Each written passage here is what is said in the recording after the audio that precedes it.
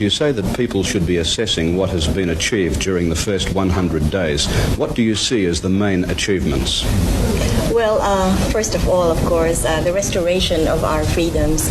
And this is most important, especially when you think a few months back that we were probably stuck with Marcos, the dictator. So first and foremost, the return of our freedoms and the return of press freedom, of course. And we have also released 500 political prisoners. And now what we are aiming for is seeking our economic freedom. Speaking of press freedom, you're currently coming in for a lot of criticism in the press, particularly here in Manila. Do you think perhaps that the Filipino people have been too impatient? I think so, but at the same time, I cannot blame them because after 14 years of Mr. Marcos's dictatorial rule, people were just hoping and expecting so much. But at the same time, I always remind them that I never promise miracles. And I always say that because Mr. Marcos has left our country in such an economic crisis, that it will need the help of all Filipinos to finally tackle these problems. But do you believe that the Filipinos in the wake of Mr. Marcos are burying their differences, or are they continuing to fight amongst themselves? And in fact, of course, we see them on the streets regularly. This must concern you. Well, we do have Marcos's loyalists. They don't really worry me in the sense that there is no central figure yet. I mean, of course, they think in terms of Mr. Marcos, but fortunately, he is thousands of miles away. But I am worried about, the insurgency problem, and also because they are waiting for a program of rehabilitation, but because I am presently burdened by a huge debt, we are not able to push through with all of these programs of rehabilitation. But we have already decided that lands sequestered by the government or foreclosed by the government will be leased to landless people, especially in the poorest areas. You've said that you cannot wait forever to find a negotiated settlement to the insurgency problem. Is that a veiled threat that if there isn't quick progress, there might be some sort of military crackdown?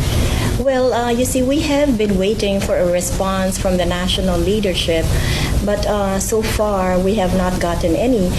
And in fact, some were telling me that perhaps the leadership is probably divided now. I really am not sure about that, but this is the report given back to me, that maybe the delay is caused not so much for not wanting to negotiate with us, but perhaps there is a divided leadership at the moment.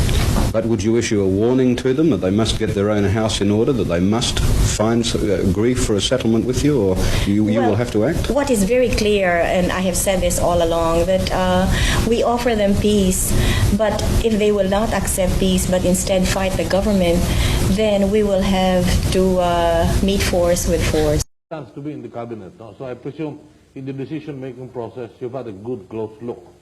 The perception of a lot of people is the president makes mistakes because her advisors give her wrong advice. Ngayon, why are you not blaming her advisors? Why are you blaming her? Some people say that a president is only as good as her advisors. That is assuming that she has no brain of her own or that she is completely incompetent. I would say that if a president is a good president, he would at least have the ability to choose good advisors. And that is an essential requisite of a good president, to surround himself or herself with good advisors. Okay. Today, the cabinet had a meeting in Malacanang. They spent the whole meeting on the issue of graft and corruption. Apparently, the administration feels that something has to be done. This is part of what you raised as a valid issue. Now, I don't want to call them propagandists, but friends of the administration say that there is corruption, but it is not at the top. It is at the bottom. Response. I don't agree with that. I think that is palabas. I think this is public knowledge, that graft and corruption is one of the greatest failures of this administration. This administration, and I was present when Cory Aquino made that promise to the people that aalisin daw kapag siya inihalal ng bayan, hindi lamang ang gambling casinos, titigil daw niya ang graft and corruption. But many people believe that the graft and corruption during the first 2 years of this Aquino administration matches the last years of the past regime. When you were in the cabinet, we're going to talk insurgency in a few minutes. When you were in the cabinet, were you aware of any counterinsurgency program being implemented by the administration? None, and that's the reason I resigned as Foreign Secretary. I wanted an all-out, comprehensive anti-insurgency policy, and I was fighting for that. And when President Aquino ignored my importunings to have such a policy, I resigned. That was after visiting all the military camps. And a good example of that is Quezon. And the best evidence, or Exhibit A of that, of how bad the peace and order situation is. And it's Governor, one of your guests tonight, Governor Eddie Rodriguez, who was kidnapped at the height of the campaign.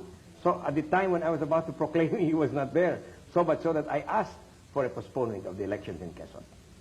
So you've mentioned that there's no counterinsurgency program in the administration. None. In your incumbency as Foreign Secretary, there was no foreign policy. In my opinion, there was no direction. Not from Malacanang. Well, at least in one area, the administration claims they've succeeded, the economic recovery. There is an economic boom. They're on their way to improving. I don't think there is economic recovery yet. I disagree with that.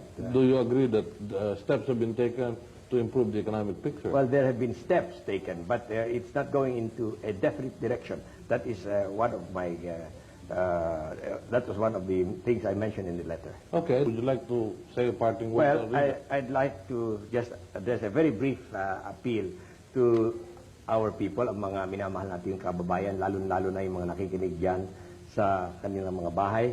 Hindi ko na isasali yung mga nasa katungkulan, lalo na yung matataas ang katungkulan. At hindi ko din isasali yung mga nakikinabang sa administrasyon, itong current administration. Ang gusto sanang gawin ngayong gabi ay magtanong lamang ng tatlong tanong. Are you better off now than you were 30 months ago, before this administration took over? Second, do you feel safer now in your homes and in the streets than you felt 30 months ago? And third, do you feel that there is less graft and corruption now than there was during the last years of the previous regime? While your answer to these questions will decide whether my resignation was justified or not. While there is no, in my opinion, a response to the promises that have not been fulfilled by President Aquino. President Aquino behaves like an innocent bystander, hoping that the problems will simply solve themselves. I think it is time now to separate those who believe that the present or current administration is doing a wonderful job. They should join forces, fine. They should support President Aquino. But all those who believe that she is not doing a good job, that she is making a mess out of the present situation, should also join forces.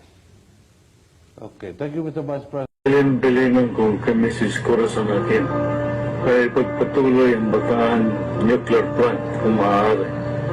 Sapagkat I told her this is the solutions in meeting a country's energy demands and decreasing dependence on imported oil.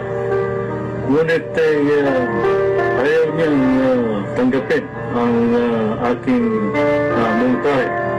At maalala daw ng taong bayan sa Marcos habang andyan ang Bataan nuclear plant. Anong klaseng pag-iisip yan? Kaya may pag-ihigante o idamay sa buhay ng Pilipinas. And yet, balang araw, makikita na yun, 20 years from now, backstop na ang Pilipinas.